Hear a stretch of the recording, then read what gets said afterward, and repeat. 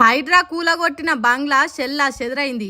పక్క కుర్చీలు, కూలర్లు, టెంటు సామాన్లు, ఇంటి సామాన్లు, బల్లలు, మంచాలు, ఫర్నిచరు, పాత ఇనుప సామాన్ మొత్తం షెల్లా చెదరైంది. ఇంకో పక్క పబ్లిక్ గుంపు కూడి లొల్లి చేస్తున్నారు. ఇది అన్యాయం, అక్రమం అన్నట్టు కొట్లాడుతున్నారు. ఏ టైంకు హైడ్రా ఆఫీసర్లు వచ్చి కూలగొట్టుడు చురువు చేసిండ్రో తెలియదు గాని అంత వచ్చే వరకే ఇగో గిట్లా అయిందట. అందుకే ఎంఐఎం పార్టీ కార్పొరేటర్లు, కడమ లీడర్లు అంతా హైడ్రా వ్యతిరేకంగా రోడ్డెక్కి లొల్లి చేసిండ్రు. HYDRAA commissioner HYDRAA commissioner HYDRAA commissioner HYDRAA commissioner HYDRAA commissioner HYDRAA commissioner HYDRAA commissioner.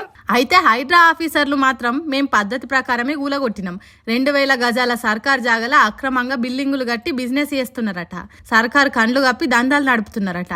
మరి ఎవరన్నా కాగితం రాసి కంప్లైంట్ ఇచ్చిండ్రో లేకపోతే అన్యాయంగా ఆక్రమించి కోట్ల విలువ చేసే భూమిని దక్కించుకునే ఉపాయాన్ని ఆఫీసర్లే పసిగట్టిండ్రో తెలియదు గాని ఇగో గిట్ల సర్కార్ భూమిలో వేసిన ఇండ్లను కూలగొట్టిండ్రు.